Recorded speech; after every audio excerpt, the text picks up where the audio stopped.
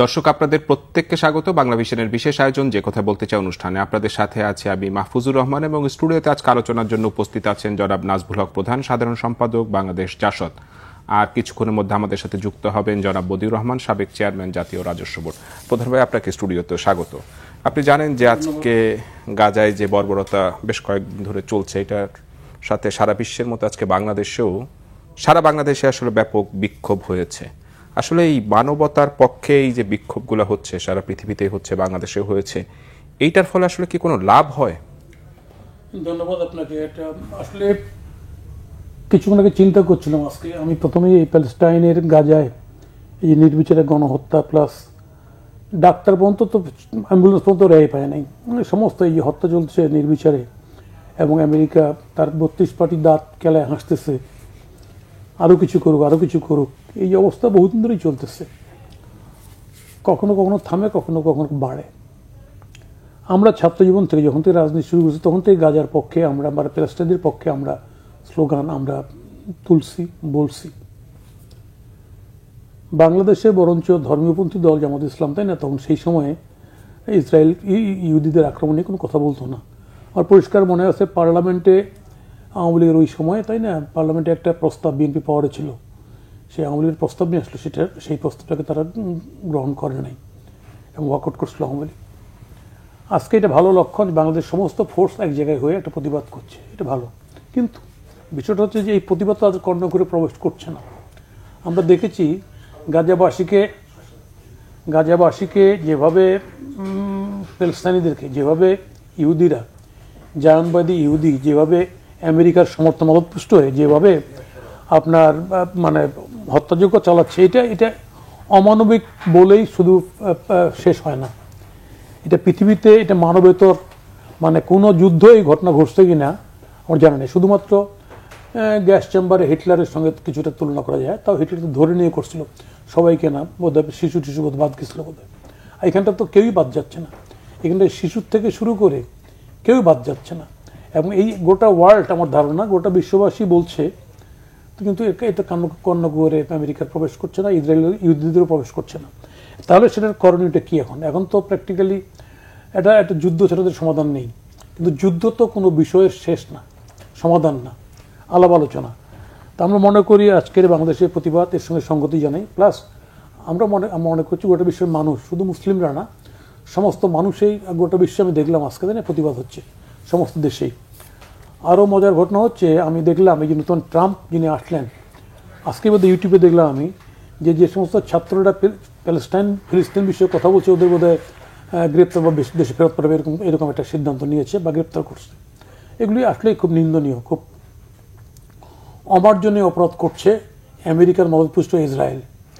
আমি গোটা বিশ্ববাসীর কাছে এখান থেকে আমাদের এই যে আমাদের বাংলাদেশের মানুষের যে সংগতি, এটা পৌঁছাবে কিনা জানি না। তো আমি বর্তমান সরকার প্রধান ডক্টর ইউনূস সাহেব, হি ইজ ওয়েল নন, সে গোটা বিশ্ববাসীর কাছে পরিচিত। আমি জনগণের সঙ্গে সুর মিলিয়ে ওনার ভয়েসটাকে আমি রেজ করতে বলবো প্যালেস্টাইন এই যে আপনার গাজায় হত্যাযজ্ঞের বিরুদ্ধে। কিন্তু অনেকের তো ধারণা ছিল যে ট্রাম্প রাষ্ট্রপতি হওয়ার পরে যুদ্ধ একটু বন্ধ হবে, এরকমের একটা ধারণা ছিল, সেটা ভুল প্রমাণিত হলো। এই প্রশ্নটার উত্তরটা আমি নেব। দর্শক, আমাদের সাথে যুক্ত হয়েছেন জনাব বদিউর রহমান, সাবেক চেয়ারম্যান জাতীয় রাজস্ব বোর্ড। আপনাকে স্টুডিওতে স্বাগত। আমরা আলোচনা করছিলাম যে গাজায় যে বর্বরতা হচ্ছে, এই ইস্যুটা নিয়ে সারা পৃথিবীর মতো বাংলাদেশেও আজকে বেশ বিক্ষোভ সমাবেশ হয়েছে। তো এই যেই পশ্চিমা দেশগুলা বারবার মানবাধিকারের কথা বলে, তারা এখন নিশ্চুপ কেন? তাহলে তাদের এই মানবাধিকারের এই ভূমিকাটাকে আসলে তো একটা প্রশ্নবিদ্ধ হয়ে যায়। এটা তো আপনার বড় দেশগুলোর মোড়গিতে তারা মুখে একটা বলবে, তাদের যখন সুবিধা তখন বলবে, আর যখন তাদের নিজের স্বার্থ জড়িত থাকবে তখন সেখানে মানবতার প্রশ্ন উঠবে না। যেমন আপনি ইসরায়েলের এই যে গাজা, ফিলিস্তিন, শিশু হত্যা, নারী হত্যা যেটা করতেছে, এখানে কারো কোনো মাথা ব্যথা নেই, কিছু করতে পারবে না। আর আমাদের ওই যে জাতিসংঘ একটা যে আছে বলে, ওটা তো নামকাওয়াস্তে একটা ক্লাব জাতীয় কিছু, এরা অন্যের দয়ার উপরে চলে। হ্যাঁ, তো এটা ক্রেডিবিলিটির জন্য হয়তো আপনার যেটা হয়, যেমন আমাদের এখানে জাতিসংঘের মহাসচিব আসছেন, আমরা খুব খুশি। এটা হয়তো সরকারের ক্রেডিবিলিটির জন্য, ইউনূস সাহেবের ক্রেডিটের জন্য যে একটা আসলো, যত বাইরের আসবে তত তার ক্রেডিট হবে, যত দেশে যেতে পারবে তত তার একটা কনসলিডেশনের প্রশ্ন হবে। বাট কাজের কাজ, at the end of the day what do we have in the basket? কিছু না। কেউ কিছু করতে পারছে না, তো তার তো করার কোনো ক্ষমতা নাই, বিবৃতি দিতে পারতেছে। এই যে বাচ্চাদের খাবার সরবরাহ করতে পারতেছে না, এটাও তো ঠেকাইতে পারতেছে। চিকিৎসা নেই, চিকিৎসা নাই, খাবার নাই, বাচ্চা না খেয়ে মরে যাচ্ছে, সেটা খাবারটাও যেতে দেবে না। আর আমাদের যেগুলো মুসলমানরা তো একসময় শীর্ষে ছিল, এখন মুসলমানদের মধ্যে তো ডিভিশন প্রচুর। অনেক আরব রাষ্ট্র, কতগুলো তেলের মালিক, ভোগ বিলাসে ব্যস্ত, তাদের মধ্যে ইউনিটি নেই। এই ছোট্ট একটু ইসরায়েল যেহেতু ব্যাকড বাই আমেরিকা, অতএব এটা নাকানি সুবানি খাওয়াচ্ছে, আজকে নোটিশ দিচ্ছে চলে যাও, কালকে উঠায় দাও, বোম মেরে দিতেছে, করতেছে। কিন্তু শক্তির দিক থেকে যদি মধ্যপ্রাচ্যের মুসলিম দেশগুলো এক হতো, তারা কি আসলে ইসরায়েলের সাথে পারতো না? পারত, অবশ্যই পারত, চাইলে পারত, হচ্ছে না তো, এক হবেও না। আচ্ছা, আপনার যদি সেই নীতিগত এবং নৈতিক অবস্থান যদি শক্ত হয়, তাহলে মনোবল চাঙ্গা হয়। আগে আমরা সেই ক্রুসেডগুলোর সময় যেটা দেখেছি, তার আগে ধর্ম বিষয়ে বা দেশ, রাসূলুল্লাহ ইসলামের আমলে ধরেন না, তারা যে বদরের যুদ্ধ, ওদের যুদ্ধ, কয়জন মুসলমান আর বিপক্ষে কত ছিল? মনোবল থাকতে হয়, সেই অনুভূতিটা চাঙ্গা থাকতে হয়। সেটা তো মুসলমানের অনেকেরই নাই। আর তেলের পয়সায় এরা যেভাবে নিজেরা চলে, বিলাস, এবং এত বিলাস তাদের, সেগুলা বললে অসন্তুষ্ট হয়।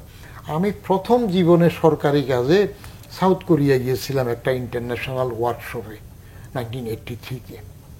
আমি তাজ্জব হয়ে গেলাম, সেই সাউথ কোরিয়ার মতো দেশে তখন, সেই 83-তেও লিফট লেখা আছে, লিফট নাম্বার দিয়ে, reserve for only Saudi Arabians, reserve for only Saudi আরাবিয়ান্স।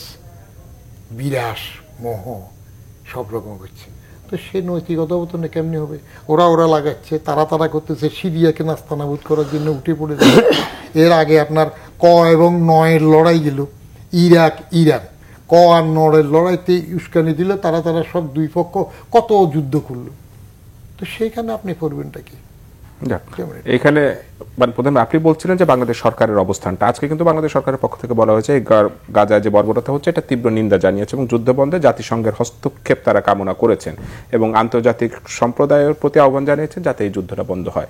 সরকার একটা অবস্থান নিয়েছেন এবং বাংলাদেশ তো শুরু থেকেই এই প্যালেস্টাইনদের পক্ষেই আসলে ছিল, এখনো রয়েছে। না, বাংলাদেশ ছিল, আমি বলছি যে ইউনূস সাহেবের যে হাইট, তাই না, সেই হাইটের কারণে এটা একটা, যেহেতু বাংলাদেশের জাতিসংঘের উনি বললেন মহাসচিব এলেন, তাই না, ইউনূস সাহেবও তার নিজের সেই ক্ষমতাটা তার এটা দেখানোর সুযোগ আছে আর কি। হ্যাঁ, যে গোটা বিশ্বের কাছে উনি আহ্বান করতে পারেন, নোবেল লরেটদের কাছে, বিভিন্ন শাসকদের কাছে, এই যে আমেরিকার এই অধ্যত্ব, বিশেষ করে ইসরায়েলের যে অধ্যত্ব, এই অধ্যত্বটা বন্ধ করার জন্য। এটা পৃথিবীর কোনো ঘটনার সঙ্গে তো মেলে না। এটা আপনি দেখেন, আমি আজকেই দেখেছি পত্রিকায় একটা অ্যাম্বুলেন্সের সেবিকারা, ডাক্তার ছিল সেখানটায়, বলে যে না, লাইট দেখা যায় না তাদের, তাই না, তার গোটাটাই মিথ্যাচার করেছে, তাই না। তাহলে এই যে ইসরায়েল যে কাজগুলি করছে, এই জায়নিস্ট কমিউনি যে কাজগুলি করছে, এটা তো কোনো যুদ্ধের গ্রামারও ফেলা যায় না। তো শিশুদের উপর, ডাক্তারের উপর, নার্সের উপর আক্রমণ, তাই না, প্রসূতি, বাচ্চা সেখানটায় আক্রমণ। তো এই যে ঘটনাটা ঘটলো, জেনেভা কনফারেন্স বলেন আর যাই বলেন না কেন, সমস্ত কিছুকে তো ম্লান করে দিল। আপনার এটা তো জাতিগত নিধনের জন্য করা হচ্ছে, টোটাল বেনিশ করে। এটা তো একটা ইহুদি রাষ্ট্র করার একটা পরিষ্কার। আর আপনি যেটা বলতেছেন, আমি মাঝখানে সরি, সেটা হলো ইউনূস সাহেব কতটুকু বোকাল হবেন। তার শুল্কের ব্যাপারটা আছে, তার নিজের কনসলিডেশনের ব্যাপার আছে, টিকে থাকার প্রশ্ন আছে, তাকে নিয়ে সাংঘাতিক রকমের লোকজন সমালোচনা করতেছে। আমি যদিও তাকে 5 বছর চাই, যেরকমই হোক, যেটাই হোক, আমার কত হলো ধীরস্থিরভাবে কিছু কাজ করুক। আমরা তো আগের আমলে সেই খোয়াব দেখেছি, হাওয়া ভবন দেখেছি, এই আমলে তো যা জলযন্ত্র সবাই দেখলো, তাকে একটু সময় দেওয়া, কিন্তু তা তো কারো সহ্য হচ্ছে না। তো তিনি টিকে থাকার জন্য, কনসলিডেশনের জন্য তিনি ব্যালেন্সড ওয়েতে চলবেন। সেই ব্যালেন্সের মধ্যে উনি এখন শুল্কর দিক থামাবেন, না ফিলিস্তিনের জন্য বোকাল হয়ে নিজে ওদিকে আবার অপ্রিয় হবেন? সেটাও তো তার জন্য একটা বড় challenge. Exactly, he is very intelligent, হ্যাঁ, সাংঘাতিক, হাসতে হাসতে হাসতে হাসতে হাসতে হাসতে নরম নরম করে করে দেখছেন না আস্তে আস্তে কীভাবে উনি স্লো অ্যান্ড স্টেডি উইন্স দ্বারা এসে আগাচ্ছেন। হ্যাঁ, আমি very recently to my utter surprise ঘোষণা দিয়ে বঙ্গবন্ধুর বাড়ি ভাঙলো, কেউ কিচ্ছু করলো না। আর এই পরশু বা তার আগের দিন আবার দেখতে গেলাম, এখন কি দেখি যে ওই 32 নম্বরের পূব মাথায় মিরপুর রোডের ওইখান দিয়ে একটু ব্যারিকেড দিয়ে রাখছে, আর 32 নম্বরের পশ্চিম মাসে আরেক রাস্তার ব্যারিকেড দিলে মাঝখানে কিছু পুলিশ বসে খাস গল্প করতেছে। তো যা বাঙ্গার তো বাংছে, এখন দেখাচ্ছে আগে দিয়ে যা করার করতে দিয়েছে করে ফেল, তারপরে এখন বলছে না আমি তো আগাচ্ছি। এই জাতীয় টেকনিকের মধ্যে চলতেছে ইউনূস সাহেব। অতএব he will have to take firm decision whether he will antagonize Trump, সেই জন্য উনি সেভাবে চলবে, হয়তো বলবে।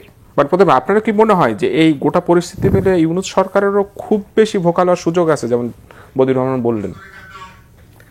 না, একটা বিষয় হচ্ছে যে এটা হচ্ছে যে ডক্টর ইউনূস সাহেব এখনো বাংলাদেশে আওয়ামী লীগ বাদ দিয়ে, পতিত স্বৈরাচার তার জোট বাদ দিয়ে বাকি সবারই সমর্থনটা উনি এনজয় করছেন, ওনার প্রতি সমর্থনটা আছে।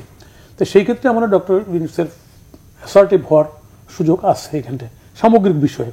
কারণ এখনো কোনো দল, রাজনৈতিক দল এটা মনে করে না যে ইউনূস সাহেব কালকে চলে যাক, বলে না। হ্যাঁ, আমাদের মধ্যে কথাবার্তা আছে, আমরা ভোট চাই, আমরা সংস্কার চাই, কথাবার্তা আছে, 18 মাসের মধ্যে ভোট হোক, এরকম কথাও আছে আমাদের মধ্যে।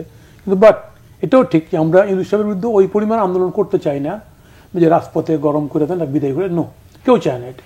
তো ফলে ন্যাচারালি আমার ধারণা ইউনূস সাহেব যেরকম ক্রাইসিস যখন হলো ইন্ডিয়ার সঙ্গে, তাই না, সেক্ষেত্রে সমস্ত পলিটিক্যাল পার্টিকে ডেকে উনি সবাই গেছে সেই জায়গায়, এ টু জেড গেছে, নো ওয়ান ডিনাইস হিজ প্রপোজাল, তাই না, ডিনাইড হিজ প্রপোজাল, ডিনাই করেনি।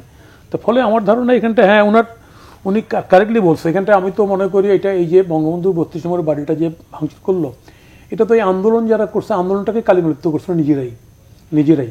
এবং এই যে বুলডোজার, এই যে বুলডোজিং করা, এটা তো আমি বলি মোদির ওই যে Yogi Adityanath, he started the things. সে ওই বুলডোজ করে মুসলমানদের বস্তি উচ্ছেদ করা, এই করা সেই করা, কোর্টের রায় নাই তাও করা, এগুলো পেপার পত্রিকাতে। তো বুলডোজিংটা কিন্তু ওইখান থেকে আসছে, এইখানটাও বুলডোজটা ব্যবহার হইলো। তা আজকে আমি অ্যান্টি ইন্ডিয়ান বিরাট বক্তব্য দিয়ে, তাই না, ওইটাই গ্রহণ করতেছি, একই কাম করলাম করে। তো এই আন্দোলনের যে বিজয়টা, আন্দোলনের যে এত শহীদ, এই যে আমাদের যে মারা গেল প্রায় 1000 খানেক শহীদ হলো, আমি বলি এই শহীদদের আন্দোলনটাকে যে গৌরবের দিকটা ছিল সেই গৌরবটা কালিমালিপ্ত করা হয়েছে। এবং এটা গভর্নমেন্টের পক্ষ থেকে এই জিনিসটা যতই বলুক আর করতে দেওয়া হবে না, কিন্তু এর লেভেলটা, এর কালিমাটা ওনার উপর পড়ছে। জনাব বদিউর রহমান, একটা কথা প্রায় মানে ফেসবুক বা সামাজিক যোগাযোগের মধ্যে হচ্ছে যে ইসরায়েলি পণ্যটা বর্জন করা। তো ইসরায়েলি পণ্যটা যদি বর্জন হয়, এটার কি খুব বেশি প্রভাব পড়ে?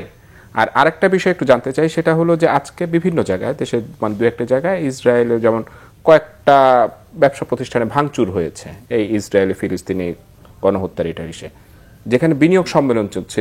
তখন যদি এই ব্যবসা প্রতিষ্ঠান ভাঙা হয় বা নির্দিষ্ট কোনো ব্র্যান্ডের দোকান ভাঙা হয়, এটা কি বিনিয়োগকারীদের জন্য কি বার্তা দেয় আসলে? প্রথম কথা যে তাদের ইসরায়েলি পণ্য বর্জন, এটা মোরালি আপনি ধরেন ভালো কাজ কোনো কিছু না পারলে, খারাপ লোকের কোনো প্রতিকার করতে না পারলে মনে মনে তাকে ঘৃণা করো, সেটা ইমানের একেবারে শেষ স্তর নাকি। তো ওই জাতীয় অবস্থাটা আপনি বর্জন করলেন, দিস ইজ একটা মোরাল প্রতিবাদ করলেন, আপনি নৈতিক অবস্থান থেকে বর্জন করলেন। কিন্তু ভাঙচুর যেটা বলছেন, that is not the remedy. Who cares for? ইসরায়েলের সাথে ইন্ডিয়া একজুট হয় না তার স্বার্থের সময়? হ্যাঁ, আপনি কি বুঝেন? গ্লোবাল পলিটিক্স থেকে শুরু করে বিজনেসের মধ্যে যার যেখানে সুবিধা সে সেখানে যায়। আগে আমাদের পাসপোর্টের 2-3টা দেশের কথা সিল মারা থাকতো না, এগুলো ব্যতীত তাইওয়ান, ইসরায়েল সিল মারা থাকতো। হ্যাঁ, থাকতো তো। এখন ইসরায়েলকে বয়কট, বাংলাদেশের মতো লোকজনরা ইসরায়েলি প্রতিষ্ঠান ভেঙে মনের ক্ষোভ মিটাইতে পারে। যেমন ছাত্ররা সেকেন্ড রিপাবলিক নামে আবার দেশ স্বাধীন করতে বলতেছে, এরা স্বাধীনতাই তো বুঝে না। স্বাধীনতা কাকে বলে সেটা বুঝলেই তাকে আবার স্বাধীনতা বলতো না। স্বৈরাচার উচ্ছেদ হয়েছে, ঠিক হয়েছে, বঙ্গবন্ধুর বাড়ি ভেঙে ফেলবে, ওটা রাখবে না। ঠিক ইসরায়েলকে আপনি এখান থেকে, আমরা 65-এ যখন ইন্ডিয়ার সাথে ওয়ার হইলো তখন স্কুলে পড়ি, গার এরকম উত্তেজনা এসে গেল, আজকে যে মিছিল এরকম, আমরা তো একেবারে ফেনী বিলুনিয়া বর্ডার দিকে চলে গেলাম। সেই স্কুলের ছাত্র মনে যেন আমরা ইন্ডিয়া ঢুকে যাব। আবেগ দিয়ে এখানে হবে না, কারণ টেকনিক্যালি ছোট্ট একটা ইসরায়েল যেহেতু সব আরব দেশের উপর মাথা ঘুরেচ্ছে এবং ছড়ি ঘুরেচ্ছে, সবাইকে ধমকাচ্ছে, সবাই ধমক খেয়ে ছুটে আছে, তার শক্তি তো অন্য জায়গায়। তো সেই শক্তিকে তো আপনি একে হেড করে মোকাবিলা করতে পারছেন না। আবার যে জায়গায় তার শক্তি, আমেরিকা, ট্রাম্প, যারা যেই আসুক, সেটা বাইডেন হোক, ট্রাম্প হোক, বারাক হোক, তারা তো একে পোষে রাখে, তাদের ইন্টারেস্ট আছে।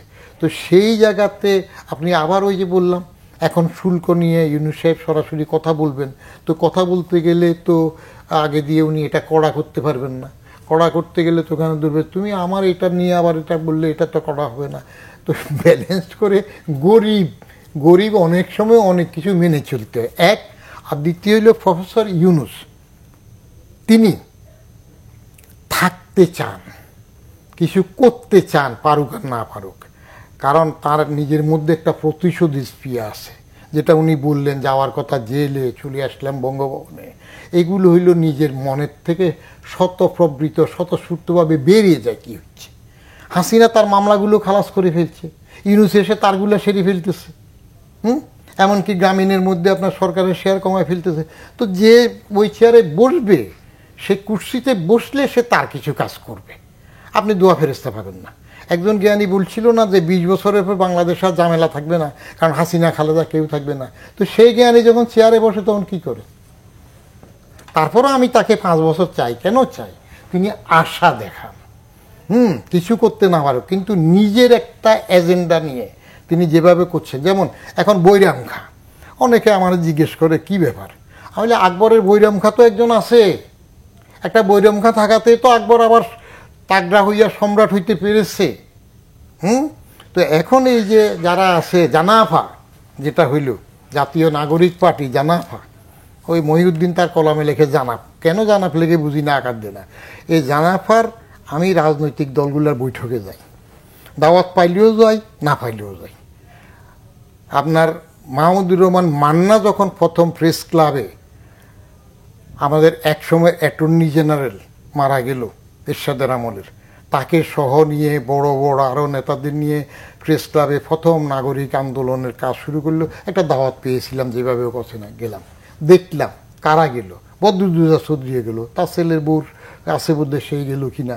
তারপরে সেই নাগরিক আন্দোলন থেকে কে কোথায় কিভাবে সরে গেল, যে নাম বলে তো কাউকে এন্টারভিউ করলাম না। তো এই 28শে ফেব্রুয়ারি আমি কিন্তু 3টার আগে মানিক মিয়া এভিনিউতে পৌঁছেছি। 3টার আগের থেকে মানিক মিয়া এভিনিউতে ছিলাম, তাদের বৈঠক শেষ হওয়ার পরে আমি আসছি। মানিক মিয়া এভিনিউ তাদের যে স্টেজ করছে, সংসদের স্টেজ থেকে শুরু করে পূব পাশে ফার্ম গেট পর্যন্ত, এটা পুরোটা আমি একবার গেলাম, উত্তর পাশের রাস্তা যে সাইডে মিটিং করে আবার দক্ষিণ পাশে আসলাম। তো আমি যেটা দেখলাম, টু মাই আটার সারপ্রাইজ, আন্দোলনের সময় যত জনগণকে, বয়সী লোককে দেখা গেছে বিভিন্ন মতের, আমাদের সাদা চুল থেকে শুরু করে প্রৌঢ় 50+ 60+, ওই সময় আমি 5% লোক দেখলাম না যারা এই তারুণ্য বা ছাত্র শ্রেণীর উপরে।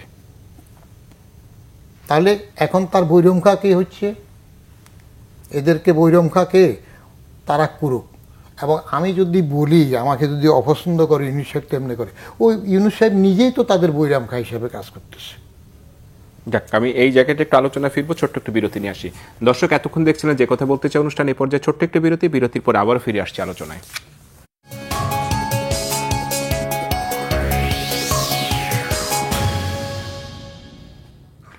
দর্শক, বিরতির পরে আপনাদেরকে আবারও স্বাগত যে কথা বলতে চাই অনুষ্ঠানে। বিরতির আগে আপনারা আলোচনা শুনছিলেন জনাব নাজমুল হক প্রধান, সাধারণ সম্পাদক বাংলাদেশ জাসদ, এবং জনাব বদিউর রহমান, সাবেক চেয়ারম্যান জাতীয় রাজস্ব বোর্ড। প্রধান ভাই, আজকে এই যে বিক্ষোভগুলো হলো ইসরায়েলের গণহত্যার বিরুদ্ধে, সেখানে কিছু কিছু ব্যক্তি বা কিছু কিছু তরুণ যুবক যেটা বলেছেন যে সরকার অনুমতি দিলে ইসরায়েলের বিরুদ্ধে তারা যুদ্ধে যেতে চায়, এই রকমের বক্তব্য কি বহির্বিশ্বে আমাদের ভাবমূর্তিটাকে একটু নষ্ট করবে? না, এটা নষ্ট করবে এই আবেগিক।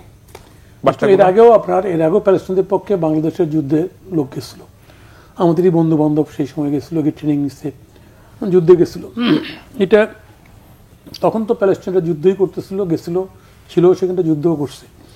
ইতিমধ্যে দেখলাম যেমন রাশিয়ায় মারা গেছে একজন চেচনিয়ে গিয়ে, আবার এখানটাও যুদ্ধে গেছে বা স্বাস্থ্য চিকিৎসায় গেছে, এরকম 2-3জন দেখলাম না। যেতেই পারে, এটা নিয়ে সরকারের ভাবমূর্তি ক্ষুণ্ণ হওয়ার কোনো সুযোগ নেই। আমি একটা বিষয় ওনার সঙ্গে একমত পোষণ করে বলতে চাই, সেটা হচ্ছে যে প্র্যাকটিক্যালি এখানটা এই যে ব্যবসা প্রতিষ্ঠান ভাঙচুর ও মুক্ত, আমি বয়কট করতে পারি ইসলামের, যে তুমি যে না পারো প্রতিরোধ করতে, তুমি এখান থেকে সরে আসো বলে আমি নিন্দা জানাইলাম, প্রতিবাদ করলাম, তাই না? এটা একটা ফর্ম, কিন্তু আমি ভেঙে দিলাম, এটা ঠিক না। বাংলাদেশে বর্তমান সময়ে আমাদের এমনি সংকট, এটা ঠিক সংকট চলছে আমাদের, আমরা নিজেরাই পাবলিক গ্রামেগঞ্জে এখন পর্যন্ত, হ্যাঁ আমরা এটা খুব ভালোভাবে পার করছি, কিন্তু আইন শৃঙ্খলা রক্ষার ক্ষেত্রে এখনও আমরা খুব প্রপার রোল প্লে করতে পারছি না। বিভিন্ন জায়গায় বিভিন্ন ঘটনা ঘটছে। ফলে সরকারের এইখানটায় নির্বাচন নিয়ে রাজনৈতিক দলগুলির সঙ্গে সরকারের বা জনগণের সঙ্গে সরকারের একটা কি বলা যায় যে সন্দেহ অবিশ্বাস আছে যে আদৌ সরকার নির্বাচন দিতে চায় কিনা, কদিন থাকতে চায়। আমি এবার প্রথম এই একদিন আমি পোস্টার দিই, এবার এলাকাটা পোস্টার দিই, সবাই পোস্টার দিচ্ছে, তা আমি দিই। পোস্টার দেওয়ার পরে আমাকে অনেকে ফোন করছে যে আপনার পোস্টার দেখে মনে হচ্ছে ভোট হবে, আদৌ কি ভোট হবে? আমি অবাক হয়ে গেছি। পাবলিক আমাকে বলছে আপনি একদিন পোস্টার দেন না, এবার একটা পোস্টার দিলেন তো মনে হচ্ছে যে ভোট হবে, আদৌ কি ভোট হবে? আমি এটার উত্তর সঠিক দিতে পারিনি। তাহলে পাবলিকের যে সন্দেহ অবিশ্বাস, পাবলিক যা মনে করে তাই হয়, এটা আমি দেখেছি। তো ফলে আমাদের বর্তমানে এই সংকট নিরসনের জন্য এখানটায় সরকার, রাজনৈতিক দল, এটা সবারই একটা সম্মিলিত মতামতে আসা উচিত। সরকার যদি মনে করে, তাই না, যে আমি যেহেতু এখানটায় একটা বিরাট অভ্যুত্থানের মধ্যে দিয়ে সরকার এসছি আমি, বা সরকারের পক্ষে কিছু কিছু লোক এইভাবে সরকারকে এটাকে বলে কি বলে উস্কিয়ে দিচ্ছে যে আপনি তো রায় পেয়ে গেছেন অলরেডি, জনগণের রায়। উনি যে কথাটা বললেন বাস্তবিক কথা বলছেন, আমি যাই না ওই জায়গায়, আমি গ্রামে গঞ্জে তো এরা মুভ করতেছে, তো আমি দেখতেছি তো মুভির রেজাল্ট, আমার দেখা হলো তো ওই জায়গায়। তাহলে ফলে জনগণের সমর্থন নেওয়া, ভোট নেওয়া, এটা খুব ডিফিকাল্ট কাজ। হ্যাঁ, এখানটা আওয়ামী লীগ গভর্নমেন্টের অস্বাভাবিক কার্যক্রমের কারণে পাবলিকের মারাত্মক ক্ষোভ ছিল, ইভেন আওয়ামী লীগের দলীয় লোকজনেরও ক্ষোভ ছিল, কারণ তারা তো ভোট দিতে পারে নাই। এগুলো বহুবার টকশোতে আলোচনা হয়েছে যে আওয়ামী লীগের লোকেরা শেষে শেখাত না নিজেদের মধ্যে মারামারি করায় ভোট আনতে চাচ্ছ, তাও 5 থেকে 10% ভোট, যেটাকে 40-এর উপর দেখাইছে। এই যে পরে যে ভোটটা করলো লাস্টে, নিজের পার্টির সঙ্গে নিজের পার্টির ভোট, আমি ডামির ভোট, তো সেখানটাও তার দলের লোকরা যায়নি ভোট দিতে। ওই আপনার প্রধান নির্বাচন কমিশনার 1% বলি পরে বাড়াই দিল, পরে হ্যাঁ। তো ফলে এই অবস্থা দাঁড়িয়ে এখানটায় বর্তমান সরকারের দৃষ্টিভঙ্গিটাও ঠিক না পাবলিকের প্রতি, কীভাবে এটাকে আপনার ম্যানেজ করবে। অ্যাজ এ হোল, আমি কেন বলছি অ্যাজ এ হোল, আওয়ামী লীগের আমার ধারণা মোর দেন 20% লোক আওয়ামী লীগের, দে ওয়ার নট, তারা 18 সালের পর থেকে যখন রাতে ভোট শুরু, তখন থেকে তারা আর ভোটের মাঠেই নেই সাধারণ আওয়ামী লীগ পরিবারের। হ্যাঁ, যারা বেনিফিশিয়ারি ছিল এর মধ্যে এরা গেছে, কিন্তু অ্যাজ এ হোল আজকে সেই সমস্ত লোকের উপর চাপ প্রয়োগ করা হচ্ছে বিভিন্ন ফর্মে, এবং চাঁদাবাজি একটা আছে, মামলা আছে। সামগ্রিক বিষয়ে সরকার খুব পরিষ্কার দৃষ্টিভঙ্গি করেনি। আমি যেমন যদি বলি যে ধরেন একটা প্রেস ক্লাবের, কালকে আমি ট্রেনে আসতেছিলাম, আর সাধারণ একজন ফটোগ্রাফ আমার সাথে দেখা, সেই ছাত্রজীবন থেকে চিনি, দেখেন তো সবাইকে এখন আমাদেরকে গড়সার আমাদের অ্যাক্রিডিটেশন কার্ড বাতিল, তাই না? এটা কেন? আওয়ামী লীগের যারা বেনিফিশিয়ারি, হ্যাঁ 2-1 নাম আমরা সবাই জানি, এক্সপোজ নাম কেন, যাদের নাম এক্সপোজ ধরা পড়ছে, আরও পালাই গেছে, এদের সাজা হইতে পারে। কিন্তু সাধারণ একজন সাংবাদিক যে আপনার নর্মালি হয়তো আওয়ামী লীগের পক্ষে ছিল বা নৌকায় ভোট দেয়, সে কোনো এটা দায় নেবে? এই সরিষার দায়িত্ব তার নেওয়ার কথা না। ঠিক জনগণের কাছে ঠিক একই ঘটনা আছে, যার কারণে এখানে আইন শৃঙ্খলার পরিবেশটা ঠিক হচ্ছে না। আমি ঠিক করার জন্য সরকারের দৃষ্টিভঙ্গি এটা পরিবর্তন করা উচিত।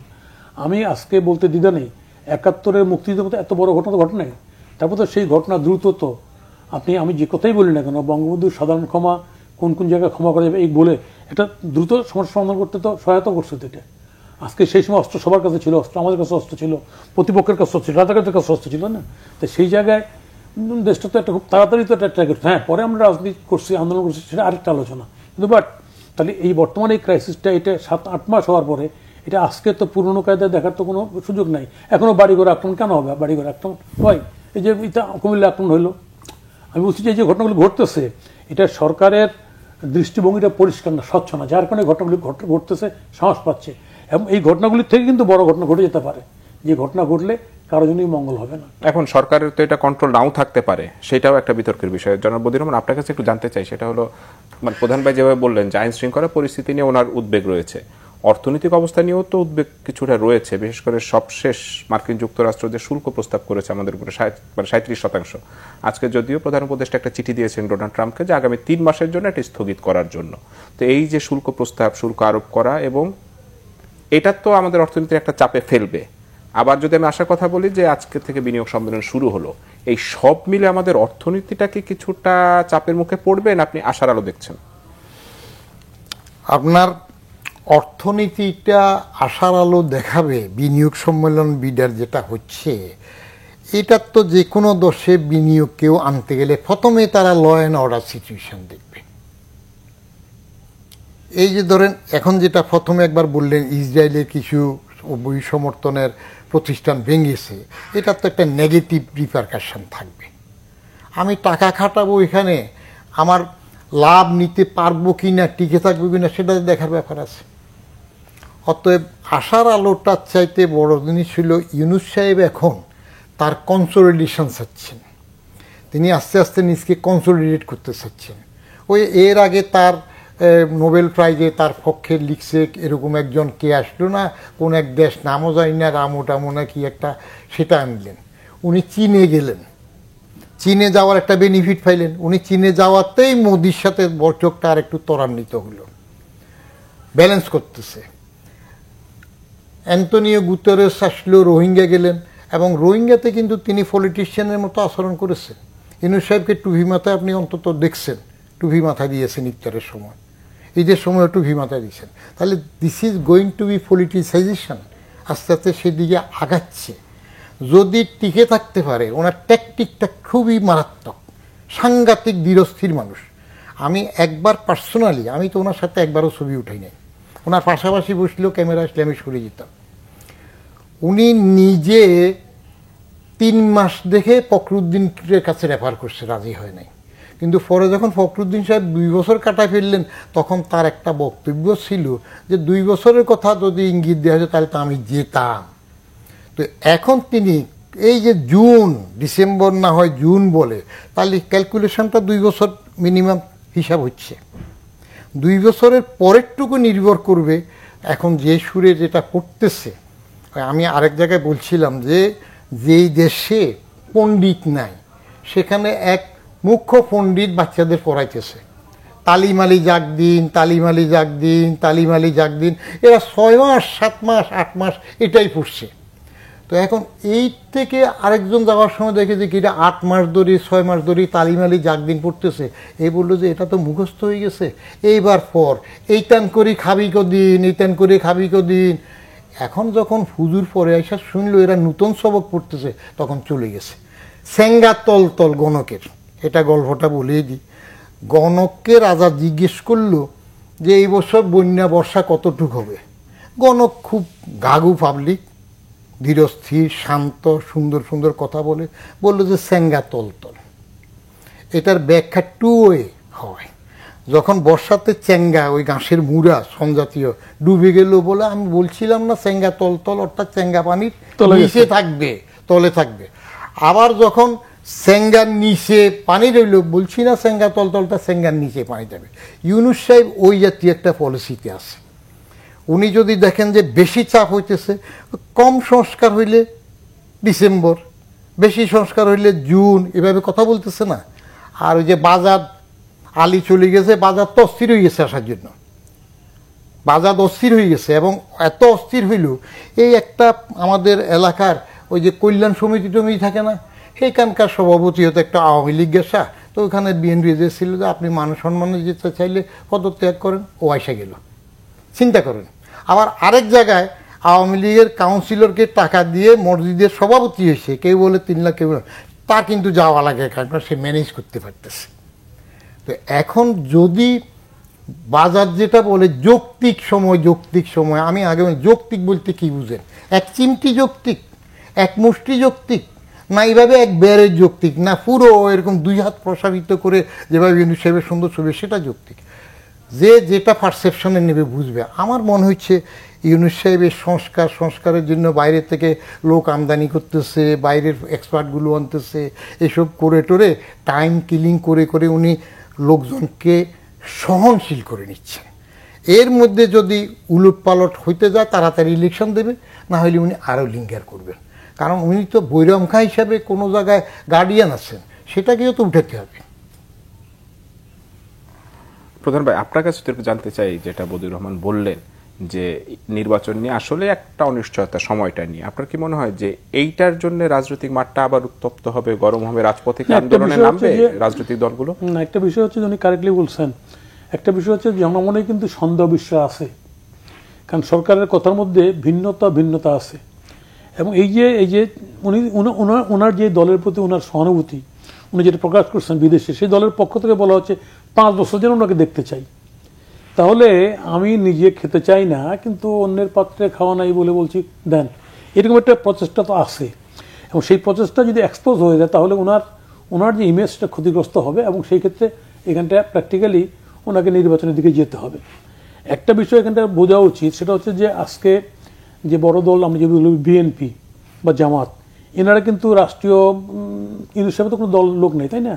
তা রাষ্ট্রীয় বিভিন্ন ইতে আপনি প্রশাসনে বলেন, বিশ্ববিদ্যালয় বলেন, এনারা তো পজিশন নিয়ে নিচ্ছে একটা। এবং যে যতটুকু পারছে, এটা হচ্ছে যে যতটুকু পারছে, এটা দ্বিতীয় বিশ্বযুদ্ধের সোভিয়েত আর আমেরিকার মতো আর কি, যে যেদিকে পারছে আর কি, কোরিয়া ভাগ করো, রোমানিয়া ভাগ করো, হাঙ্গেরি ভাগ করো, যত লাল ঝান্ডা গেছে স্টালিন তত দখল করে নিচ্ছে। এখানে তাই হয়েছে, কিন্তু এখানটায় দখলের খেলা শুধুমাত্র বিএনপি না, এখানে দখলের জামাতও কিন্তু দখল করছে প্রশাসনের তার সমস্ত জায়গায়। তাহলে এই জায়গায় দাঁড়িয়ে ইউনূস সাহেবের জন্য দখলদারিত্ব বা চাঁদাবাজির কথা যদি আসে, বিএনপি বা জামাত, এর বাইরে কি কোনো দলের এই সমালোচনার জায়গাটা রয়েছে? না, এর বাইরে নেই, কারণ এর বাইরে এই দলগুলি ওইভাবে ম্যাটার করে না, তাই না? আরে বাইরের গুলো সব তো আপনি একজন না দুজনের দল। আপনি টক শোতে আনলেন, এক দলে একজন আছে, টক শোতে আনলেন, তারা টক শোতে দল হিসেবে পরিচিত, তাদের আর লোক আছে নাকি চাঁদাবাজি করবে? যে হ্যাঁ, আপনি বলছেন লোক থাকলেও নীতিগত ভাবে তারা করে না, বুঝছেন না? ছোট ছোট দল করে না, পারে না, তাই করে না। কি বলেন আপনি? করে না। তো এই যে সরকারের যে ভিন্নতা রয়েছে নির্বাচন কেন্দ্রিক, যে ডিসেম্বর জানুয়ারি, এই ভিন্নতাটা আসলে কি তারা ইন্টেনশনালি এই বিষয়টা জারি রাখে? আর যদি নির্বাচন আসলেই বিলম্বিত হয়, ইউনূস সরকার যদি অনেক দীর্ঘ সময় থাকে, এটা কি দেশের জন্য ভালো হবে কিনা? কারণ এখন রাজনৈতিক দল যারা সক্রিয় রয়েছে তারা সবাই তো মোরাললেস সরকারের সাথেই রয়েছে এবং সরকারের সফলতা তারা চায়, কিন্তু এটা খুব দীর্ঘমেয়াদে চায় না। সেক্ষেত্রে রাজনৈতিক পরিস্থিতি কি ভালো থাকবে? শুনেন, রাজনীতি, আমি তো এগুলোর উপর শেষ বইটাতে 15 বছরের লেখা সংকলন করে দিয়েছি, চেতনায় বুদবুদের মধ্যে। এই বইটাতে আমি কিন্তু 5ই সেপ্টেম্বর, আগে আপনাকে বলছিলাম কিনা না অন্য টিভি বললাম, আমি 5ই সেপ্টেম্বর 2023 ইউনূস সাহেবের উপর আমাদের 4:30 পৌনে 5টা লেখা আছে। এর মধ্যে 5ই সেপ্টেম্বর 2023 লেখাতে ওনার উপর লেখা আমি ফিনিশিং দিয়েছিলাম। এবার বাইরে শোনা যাচ্ছে যে অস্বাভাবিক কোনো সরকার হলে তিনি আর সুযোগ হাতছাড়া করবেন না। And that did happen within 11 months. 5ই অগস্ট 11 মাসের মাথা আন্দোলন হলো, 8ই অগস্ট উনি চলে আসলেন। তাই ওনার তো একটা এজেন্ডা আছে। ওনাকে যে এইভাবে খাঁচার মধ্যে ঢুকানোর থেকে উঠছে, হাসিনা করছে ইউনূসবাজি, তাকে অসম্মানজনকভাবে বিভিন্ন কাজ করছে। এখন ইউনূস সাহেব কি হাসিনাবাজি করবে না?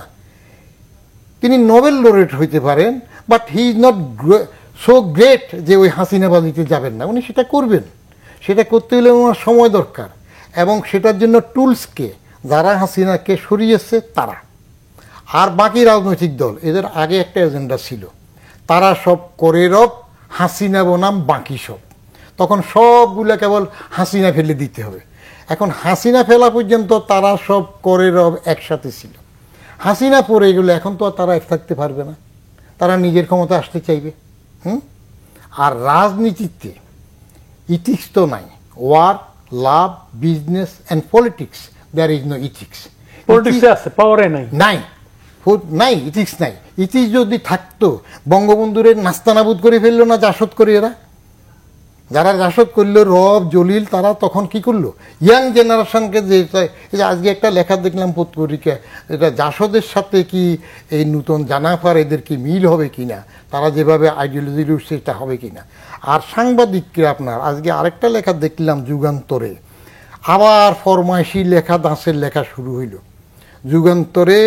বিএম জাহাঙ্গীরের কলামটাতে যে ইউনূসের মধ্যে জিয়াউর রহমানের ছায়া দেখতেছে কনসোলিডেট, কি শুরু হয়ে গেল আবার? তো এটা যত বেশি উনি আস্তে আস্তে বাগিয়ে আনতে পারবেন, তত উনি আরো শক্ত হবেন, আর একটু সলিড হবেন, মানুষ সহনশীল হবে। আর ওই যে জানাফা, যেটা জাতীয় নাগরিক পার্টি হলো, তারা আর একটু শক্ত করে সময় চাইবে, তারা চাইবে দেরি করতে, তারা সেই জন্য দেরি করতে চাইবে। লাভ হবে না, লাভ হবে না। লাভ যেটা আপনার সহি জিনিসের, সোজা জিনিসের, সরল জিনিসের কোনো বিকল্প হয় না। ঘুরতে গেলে একটা ঝামেলা হবে, কারণ যারা এত সমর্থন দিয়ে রাখছে এভাবে, এমনি তো আপনার সবাই বলে যে ওনার ইজ্জত নষ্ট হয়ে যাচ্ছে, আর ওনার ইজ্জত নষ্ট হয়েছে উনি না বুঝলে আপনি এত হই আল্লাহ করে লাভ আছেন নাকি? ওনার একটা শখ আছে না যে নিয়ে দেশের শাসক হইলেন, প্রধান উপদেষ্টা হইলেন, দেশের একটু উন্নত করতে চান। উনি বঙ্গভবনে যে বক্তৃতা দিয়েছিলেন, আমি আশান্বিত যে বাংলাদেশে বিদেশের লোক লাইন দিবে গ্রিন কার্ডের জন্য, উনি সেটা করার চেষ্টা করতেছেন। একটু সময় দিন। এই সময় কি আসলে রাজনৈতিক দল আপনারা কি আসলে দিতে চান কিনা? না, একটা বিষয় হচ্ছে যে, প্রথম কথা হচ্ছে যে দেশ যদি ভালো চলে, যদি ডক্টর ইউনূস যদি আরো 2 বছর থাকে, দেশ ভালো চলে, আপনাদের বা পলিটিক্সের সমস্যা কি? একটা দেশ ভালো চলার তো বিষয় না, চলতে পারে না, এই কারণে চলতে পারে না। একটা সরকার যদি অ্যাকাউন্টেবল না হয়, সরকার যদি জবাবদিহির মধ্যে না থাকে, জবাবদিহির মধ্যে থাকতে হলে সরকার নির্বাচন আসতে হবে, এবং নির্বাচনের মধ্যে একটা সরকার জবাবদিহিতা আসে। আমাদের এখানে শেখ হাসিনা শেষ করে দিচ্ছে, এটাকে সত্য, এটা ছিল না। এটা উনি অপোজিশন নিশ্চিহ্ন করে ফেলছে, করে এক ধরনের একটা সরকার তৈরি করছে, যে সরকারটা আজকে এই পরিণতি হয়েছে। এখন এই সরকার যদি মনে করে যে আমার মধ্যেই সব ভালো আছে, বাকিদের ভালো, তাহলে তো আর ডেমোক্রেসি হলো না। ডেমোক্রেসি এটা আর্ট অফ কম্প্রোমাইজ, এবং এটা ভিন্ন মত পথ থাকবে। আজকে যে ঘটনা, যেমন একদম ইনসান বহুত ভালো করছে, এই যে আমি বললাম 7 মাস পরে যে ভাঙচুরটা হলো bulldozer, is it a good work? এই যে রাত্রে বাসা এক মূল্য, ইজ ইট গুড ওয়ার্ক? এই যে রাতে গিয়ে আপনার আমি হলো, তারপরে যে কি ডেভিল হ্যান্ড, তাই না, এখন চলমান। তাহলে এই সব বিষয়গুলি নিশ্চয়ই কোনো সুস্থ মস্তিষ্কের না। ক্ষমতার জন্য মানুষ কারেক্টলি বলছে, রাজনীতি অবশ্যই নীতির জায়গা আছে, রাজনীতি পাওয়ারে নেই। পাওয়ারে ওয়ারে দ্যার ইজ নো ইথিক্স, এটা আপনি বলতে পারেন। হ্যাঁ, উনি কখনো টুপি পরছেন, আগে টুপি পরেন নাই, উনি এখনো তো বিসমিল্লাহ বলছেন, তাই না, উনি বাংলা একাডেমিতেও গেছেন, তাই না, এগুলো হয়তো বলছে। কিন্তু বাট আমি বলতে যাচ্ছি কথাটা, যে অ্যাকাউন্টেবল হতে হলে he must come in elections. উনি সেখানটায় উনি কন্ট্রিবিউট করার জন্য রাজনীতিতে উনি কন্ট্রিবিউট করছেন। এখানটায় গ্রামীণ ব্যাংক ট্যাঙ্ক এসব করিডোরে উনি এই ক্রাইসিসটা ওভারকাম করে যদি দেশটাকে ট্র্যাকে দেয়, সেটাই ওনার কন্ট্রিবিউশন। ওনাকে নিজে দল করতে হবে কেন? কিন্তু যে আশাটা উনি করছেন, আকাঙ্ক্ষাটা করছেন, দ্যাট ইজ দল করে রাজনীতি করা। এটা আমরা করতে করতে এখন বৃদ্ধ বয়স প্রায়, তাই না? এটা কিন্তু ইজি টাস্ক না, সহজ কাজ না। এটার জন্য এই যে দল যে করবেন, দল যে ঘোষণা হয়েছে, দলের ম্যানিফেস্টো কি, প্রোগ্রাম কি, কর্মসূচি কি, দলটা ঘোষণা করে দিলেন, কি টার্গেটটা কি নেই তো। তাহলে এই সামগ্রিক বিষয় মিলে এখানে ভাববার বিষয় আছে। ওনার সঙ্গে আমেরিকার সখ্যতা আছে, সবাই বলে। হিলারির ছিল, আমেরিকারও আছে, ভালো কথা।